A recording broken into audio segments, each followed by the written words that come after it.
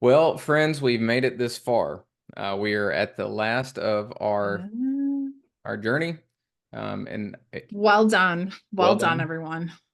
And I think this might be the hardest one, um, Yeah.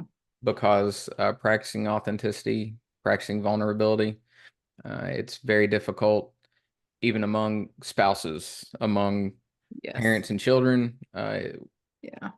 And so having to do it with the beloved community, if everybody's trusting and everybody's doing things right, then it might make it easier, but there's still a fear. And that comes from Absolutely. it comes from Genesis chapter 3. We're going to explore that. Genesis chapter 3, the first thing that happened after they ate of the fruit of the tree of the knowledge of good and evil is that they saw each other's nakedness, which means they were laid bare, no Yep. secrets. And the first thing they did was to put on that mask, and Yeah. then the second thing Put they the did, fig leaf covering on fig leaf because we covering. couldn't trust each other anymore. Yep. That's They so terrifying.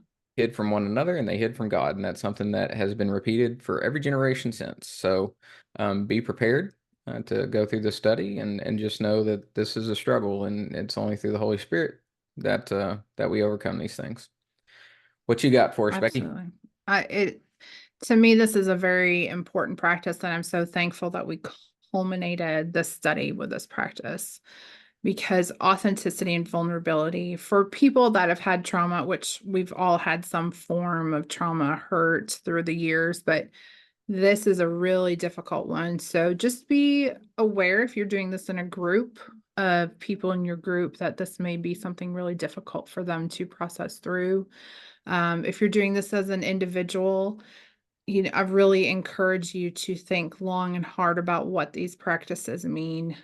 Recently in my life, authenticity and vulnerability kind of came to a roaring boil, and it was so important for me to bring my inner group of friends in to a situation that was happening in my life. And I'm so thankful that God allowed me to open up because that just built my little tribe even stronger than it was before. So these are beautiful things, but they are very difficult things. And just be aware of people in your group that may have problems processing through some stuff. And then the last thing I would say, the ultimate act of vulnerability to me was when Christ at the Last Supper, John, uh, Mm, it says, knowing that he came from the Father and he was going back to the Father, he then found that strength to open himself up to vulnerability to wash the feet of the disciples. So yeah. and then the cross, certainly an act of vulnerability, but Gosh, you know, truly laid bare for the world to see. all right, continue on. And again, thank you for staying with us this long. Thank you.